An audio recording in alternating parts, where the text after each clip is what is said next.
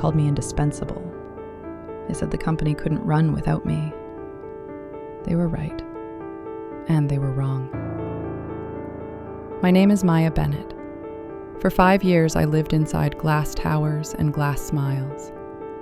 I was the woman who answered the calls at 5 a.m., typed the speeches at midnight, and smoothed the messes no one wanted to see. Adrian Cole was brilliant in public. He had the posture of someone born to command. He liked the world to mirror him. Tidy headlines, tidy investors, tidy praise. And I liked giving him that reflection. He used to say, "Maya, you're the backbone of this firm." I'd smile and move faster. There's a peculiar comfort in being needed. It muffles the parts of you that whisper doubts. Most days I wore the mask well. I kept the office calm. I made complex things sound simple. I was his invisible engine. We celebrated launches with champagne and lights. He would stand on stage and use words I had written, and the crowd would clap as if they had birthed the idea themselves. He'd clap me on the shoulder afterwards and say, "Great work." It felt like praise, but praise that floated over me like confetti. Beautiful, but disposable. The first time I spotted the code in the demo that read like something I'd written in private, I didn't confront him. I watched instead.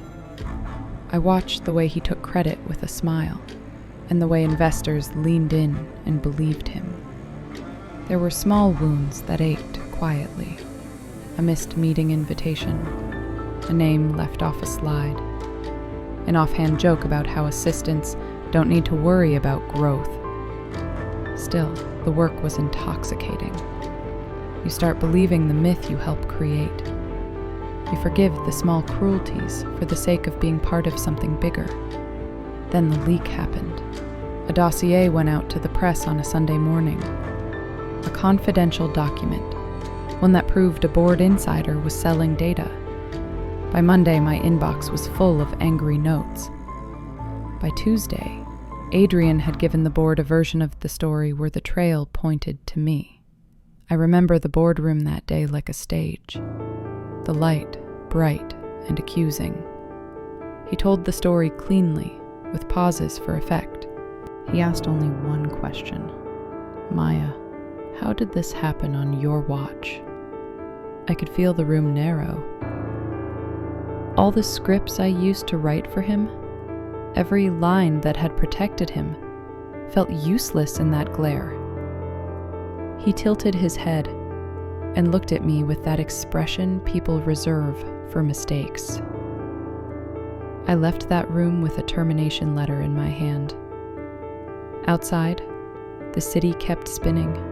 Inside me, something very small and stubborn survived.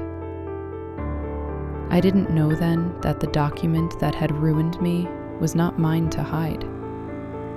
I didn't know that the thing they called a leak was a lie he'd designed to save a face he'd grown willing to protect, even if it meant burning mine.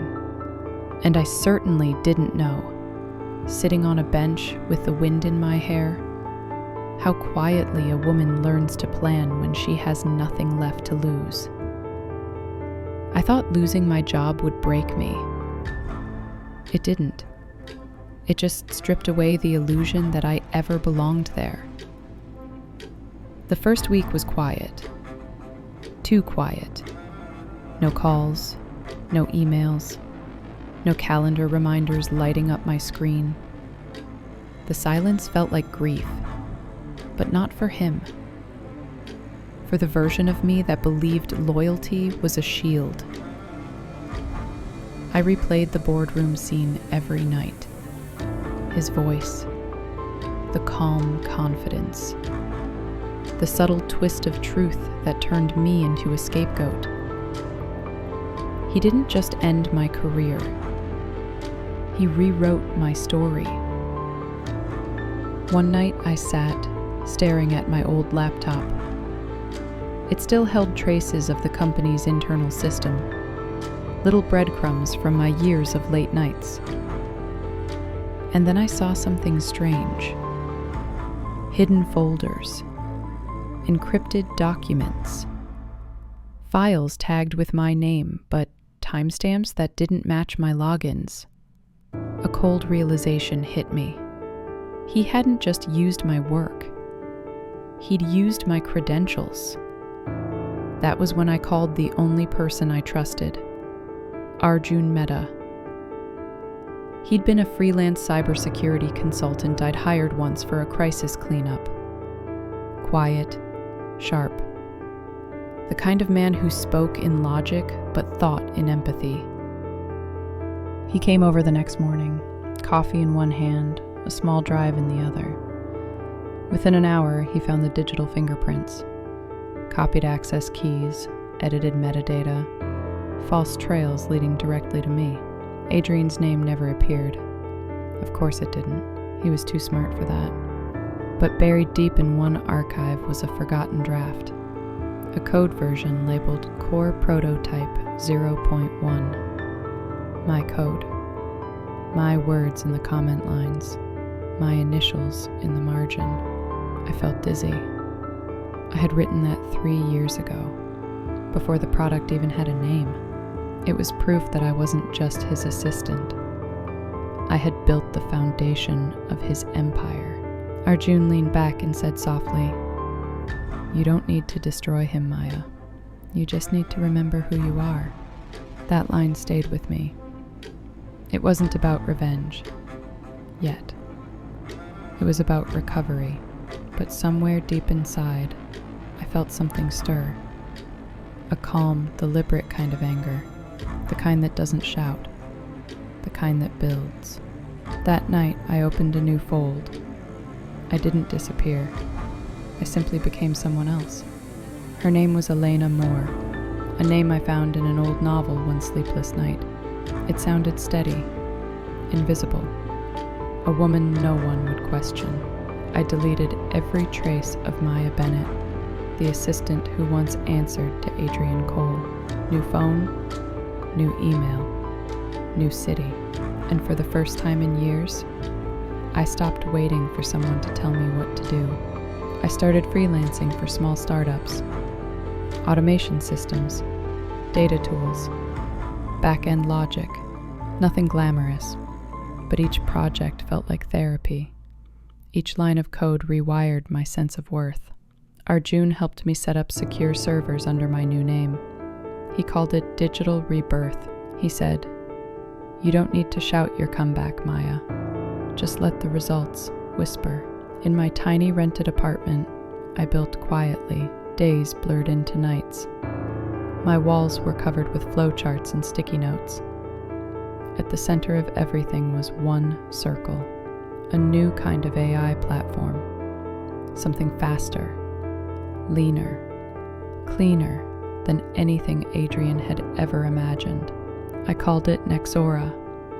No public name. No launch date. Just a concept, breathing in code. Sometimes I'd stop and wonder if Adrian ever thought about me. If he ever regretted it. But then I'd laugh. Men like him don't regret. They just replace. Months passed, and then one evening, while scrolling tech news, I froze. His company, Cole Dynamics, had announced a new product. The future of automation, built on integrity. Integrity. He actually used that word. I watched the live stream. Same voice, same suit, same arrogance. But something was off. The spark was fading. He smiled wider, talked faster, as if trying to convince himself. And then I saw it. Lines of code on the demo screen. Fragments of my structure. Rearranged, repainted, but mine. He hadn't just stolen my past, he was still feeding off it. That night, I didn't cry. I didn't rage. I just made a decision. I would finish Nyxora, and I would launch it quietly. Not as revenge, not as noise, but as proof that silence can build empires too. By the end of that year, the first version of Nyxora went live in beta under my alias. No press, no face, just results. Within a month, 5 companies signed up, then 20, then 50. Every new client meant another fracture in Adrian's world. He didn't know it yet, but the ghost he once dismissed was already haunting his kingdom, and she had no plans of being silent for long. By the time Nyxora reached its second phase, I had stopped counting the hours. Success didn't feel like victory. It felt like clarity. Every message from new clients felt like a pulse, a heartbeat reminding me that I was alive again. Arjun and I worked side by side, often through the night. He'd joke, "You're building an empire out of ashes." I'd reply softly, "That's the best kind." It can't burn the same way twice. Word began to spread. A mysterious AI startup with flawless precision, zero downtime, and lightning-fast learning. Tech blogs started calling it the Ghost Code. No one knew who built it. No one suspected it was me. Then, one morning, Arjun forwarded me an email. It was from Coal Dynamics. They wanted to partner with Nyxora. I stared at the screen, almost amused. Adrian didn't know who I was anymore, but somehow he still needed me. I drafted a simple reply, professional, neutral. "Dear Mr. Cole, we appreciate your interest. Let's schedule a meeting to discuss terms." The irony wasn't lost on me. I was about to face the man who erased me, and he wouldn't even recognize the woman who rebuilt herself from his betrayal. That night, I stood before the mirror and studied my reflection. Different haircut, sharper posture, no more apologetic eyes. For the first time in years, I saw myself, not as an assistant, but as a force.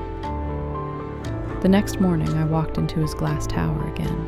Same building, different woman. Adrian stood near the window talking to investors. He turned, polite, confident, unaware. He extended his hand. "Lena Moore, right? I've heard remarkable things about your software." I smiled, shaking his hand firmly. "Thank you, Mr. Cole. I've heard a few things about you, too." He chuckled, missing the weight in my tone. "Let's hope they're good things." I tilted my head slightly. "They used to be." The meeting lasted an hour. He talked too much, the same way he always did when he felt threatened. He complimented Nyxora, called it a promising foundation for future collaboration. I took notes, nodding, pretending not to know his tells. The tightening jaw, the fake smile, the careful pauses before manipulation. By the end, he leaned forward. "You know, Ms. Moore, I see a lot of myself in you." For a second, I almost laughed. But instead, I smiled politely and said, "Let's hope I make better choices." He didn't catch it. Not yet. When I walked out of that building, I felt lighter. Not because I'd beaten him, but because for the first time, I didn't need his validation or his permission to win. Still, as I reached the lobby doors, I couldn't shake the feeling that this story wasn't over. And it wasn't, because power, once challenged, always tries to reclaim itself. And Adrian Cole had just realized that someone, somewhere, was building a system smarter than his. He just didn't know she was the same woman he once broke. The week after our meeting, something shifted. Emails from Adrian's company started coming faster. Contracts, proposals, invitations to discuss synergy. He wanted access to my code. He wanted control again. But this time I was ready. I gave him enough to admire, but never enough to touch. Arjun warned me. "He'll try to pull you back into his world. I smiled faintly. I know. But I built a new one. For weeks I played the game. Polite, professional, distant. Every message was precise. Every reply timed. It wasn't a partnership. It was a slow dance. One where he didn't realize who was leading. But Adrian had a sixth sense for threat, and soon he started digging. He sent private investigators to trace Lena more. He reached out to old contacts, asking where she came from, how she built Nexora so fast. Each search ended in a dead end. Every record was clean, thanks to our June's meticulous digital cover.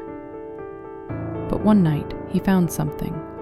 A tiny fragment of code, a style pattern buried deep in Nexora's demo build. A pattern that looked familiar. His suspicion grew. I could feel it. He began showing up at events I attended, tech panels, networking dinners, always smiling, always watching. At one event, he approached me with that same practiced charm. "You remind me of someone I used to know," he said, eyes narrowing just enough to pierce. I smiled. Must have been a smart woman then. He studied my face for a long moment, searching for the ghost of Maya Bennett. But she wasn't there. She'd buried herself too deep. The next morning I received an email with no sender name. Just one line. "Did you really think I wouldn't recognize my own creation?" For a few seconds I couldn't breathe. He knew. Or at least, he thought he did. I forwarded the email to Arjun. He called instantly. "Maya, it's time to finish this, before he does." That was the first night I stopped being reactive. I stopped hiding. I stopped building quietly. Because revenge, real revenge, isn't about destroying someone else. It's about restoring what they tried to take from you. I wasn't the assistant anymore. I was the author. And Adrian Cole was about to find out what happens when the story he tried to erase gets rewritten by the woman he underestimated. It's strange how revenge doesn't always feel like fire. Sometimes it feels like math. A series of calm, deliberate equations. Arjun and I spent weeks tracing every thread that tied Adrian's empire together. His shell companies, his shadow accounts, the clients who thought they were buying innovation when all they were buying was illusion. Cole Dynamics looked solid on the outside, but inside, it was hollow, propped up by stolen data and polished lies. I didn't want to expose him in anger. That would have made me like him. No, this had to be cleaner, smarter. We started small, a quiet leak, a whisper in the right forum, a mysterious audit flag that appeared on an investor report. Within days, questions started surfacing online. Tech journalists smelled blood. Adrian tried to laugh it off in interviews, but his smile began to crack. Then came the meeting that changed everything.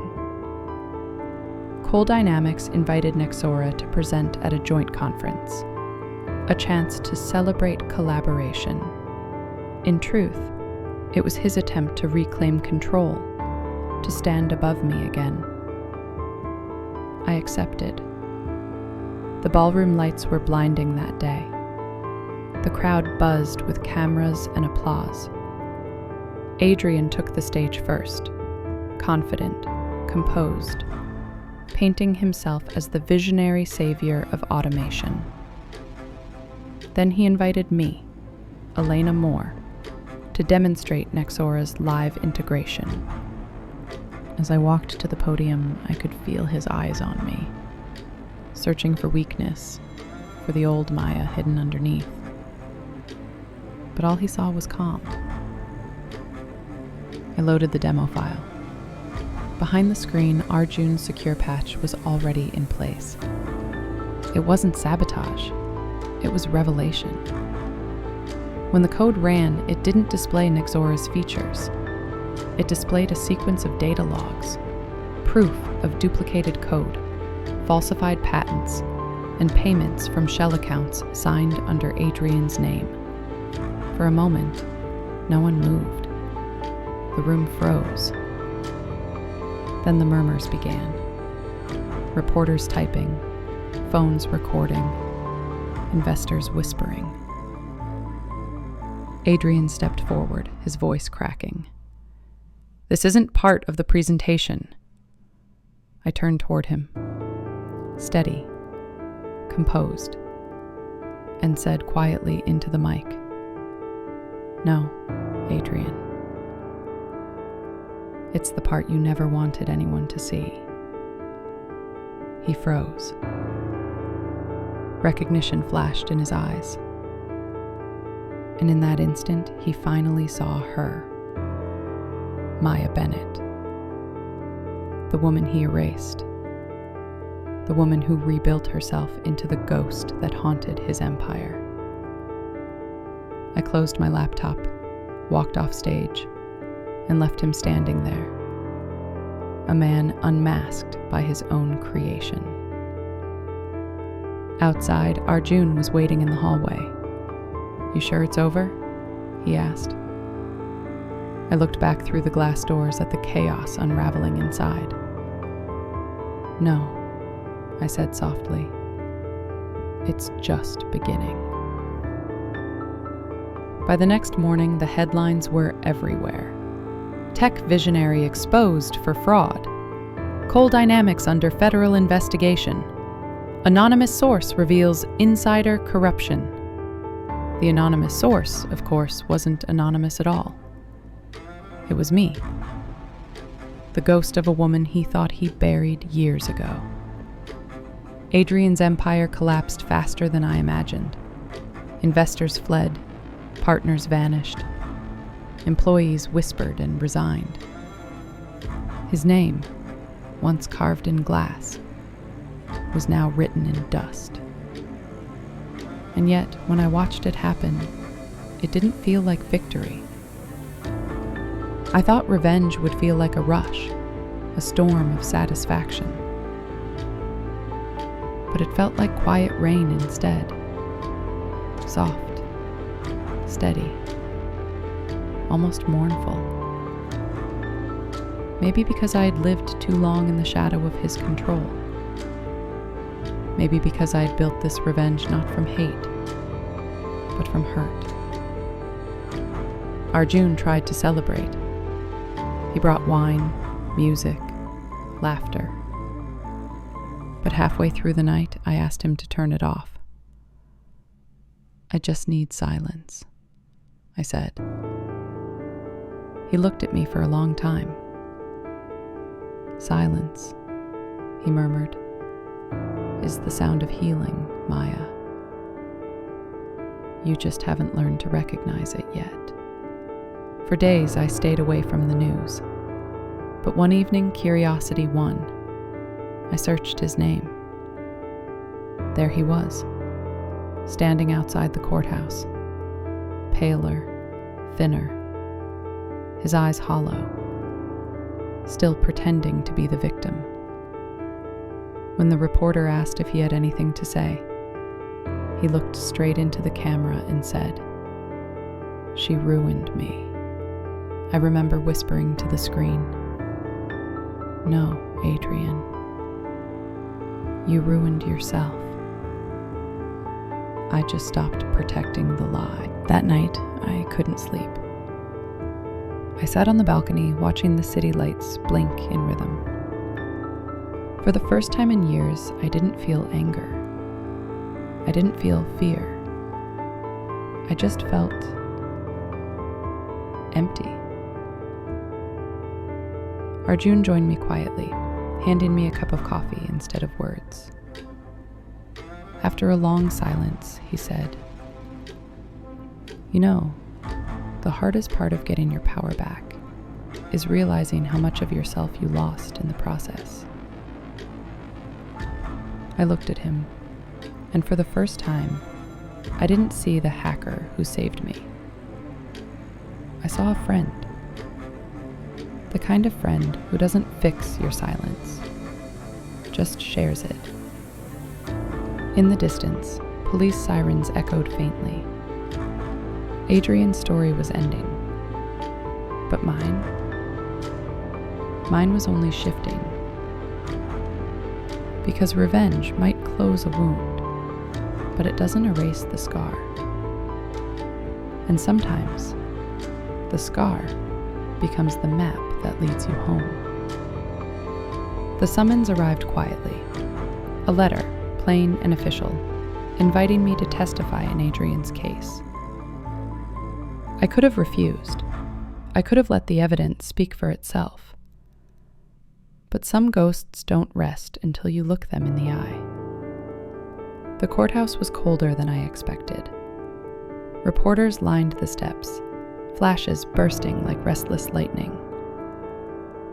Inside, the air hummed with tension. When they called my name, I walked to the witness stand with steady steps. I'd imagined this moment 1,000 times, but not like this.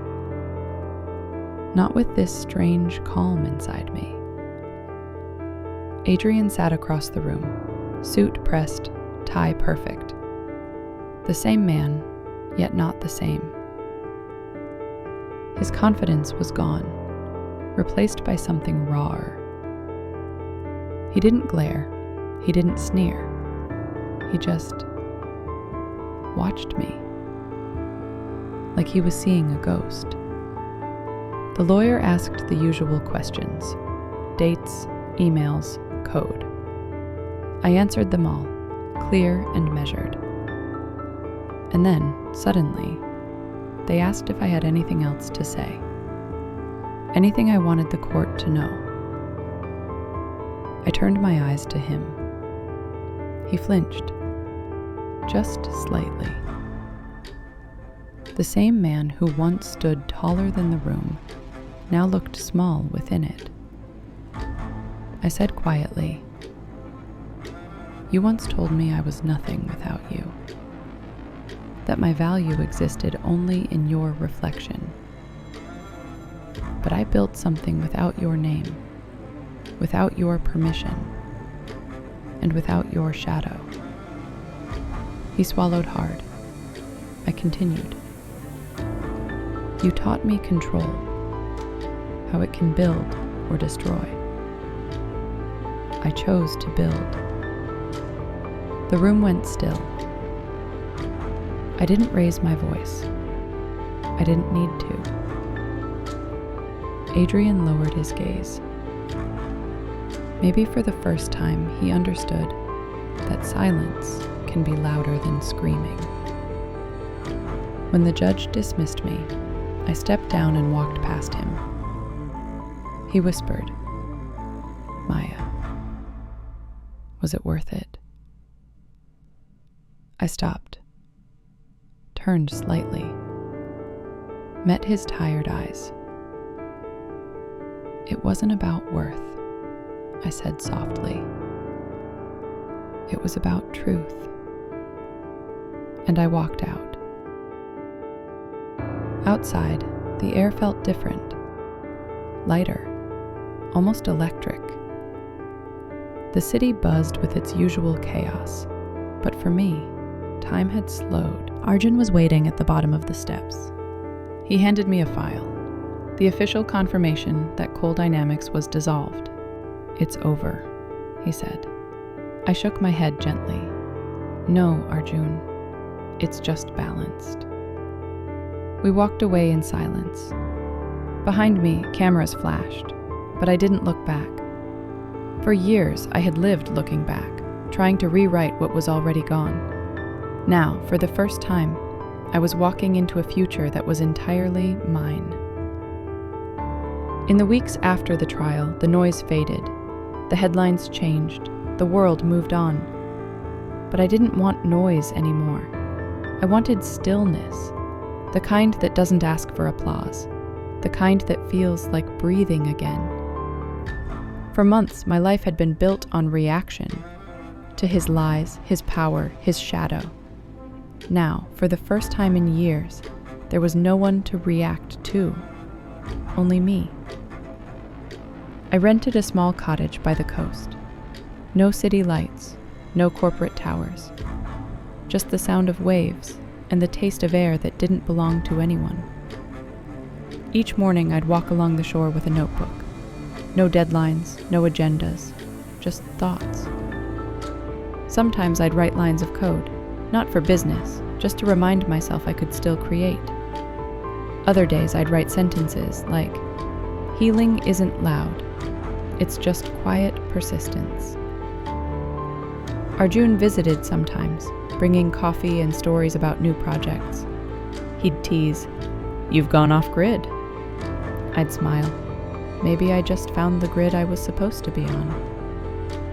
One evening, he brought me something unexpected, a small envelope with a single document inside. When I opened it, I froze. It was a letter of apology from Adrian. The words were shaky, uneven. He didn't ask for forgiveness. He didn't justify. He just wrote, "You were always the one who saw clearly. I only saw what power could reflect. I hope someday you see that I was the weak one, not you." I read it once, then again. And then I set it down gently on the table. I didn't cry. I didn't smile. I just exhaled. A breath I didn't know I'd been holding for years. The next morning, I walked out to the cliffs and watched the sunrise. The sky was soft and new, and in that light, I realized something simple. My story wasn't about revenge anymore. It was about returning to myself, to the woman who once believed she needed someone else to shine. Now, I was light enough on my own. And as the waves hit the rocks below, I whispered to no one in particular, "It's finally quiet."